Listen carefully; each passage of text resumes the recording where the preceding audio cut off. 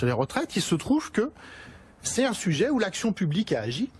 Hein, et donc, il y a quelqu'un que tout le monde a oublié, effectivement, qui s'appelle Lionel Jospin, qui avait mis en place un fonds de réserve pour les retraites.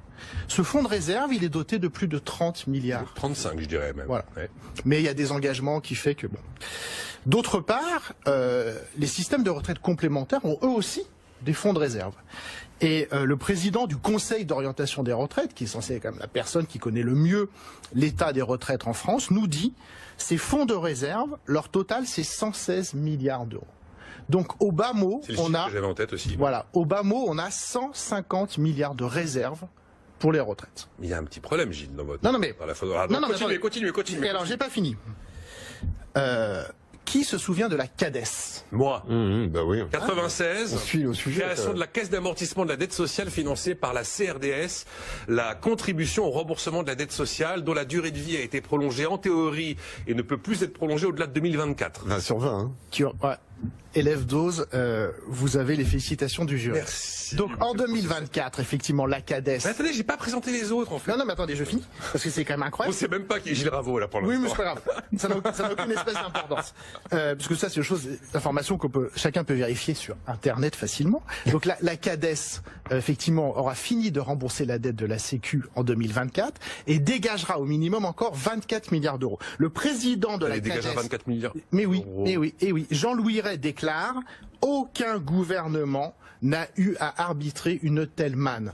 Donc ce que ça veut dire, c'est qu'en fait, et donc c'est là qui est quand même sidérant, je suis désolé de décevoir tout le monde, mais en fait il n'y a pas de problème de financement des retraites, et je pourrais continuer longtemps comme ça en expliquant qu'avec une politique d'emploi un peu moins débile, en créant des emplois et en augmentant les salaires, on finance les retraites mais hyper large. Et pourquoi ? Parce qu'il y a eu plein de réformes des retraites. Oh là, oui. Et qu'en fait, les gens qui arrivent à la retraite aujourd'hui le constatent. Les retraites ont vachement baissé. Et en fait, le vrai problème des retraites, c'est la pauvreté des vieux, qui va arriver de façon évidente dans les prochaines années. Qui n'est pas massive aujourd'hui. Qui n'est pas du tout massive aujourd'hui, qui est la plus grande réussite de l'histoire sociale de la France.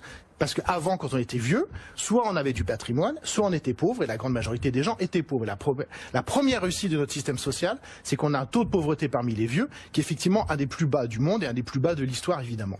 Mais demain, avec la dépendance, les amis des EHPAD qui se gavent et qui vous coûtent 2000 ou 3000 euros par mois, etc., on va avoir un énorme problème social qui va être la pauvreté, en fait, des vieux, des gens, des parents, les enfants qui vont devoir revendre la maison qu'ils ont mis 20 ans à acheter pour payer la dépendance de mamie, papy, etc. Donc c'est ça le vrai souci. Et je passe sur l'incroyable écart d'espérance de vie qui existe dans notre pays. Étude de l'INSEE de 2017, 13 ans d'écart d'espérance de vie entre un ouvrier qualifié et quelqu'un comme moi. C'est quand même des trucs énormes. Donc pourquoi on parle pas de ça et pourquoi on nous gave une fois de plus avec un problème monétaire qui, je suis désolé, n'existe pas?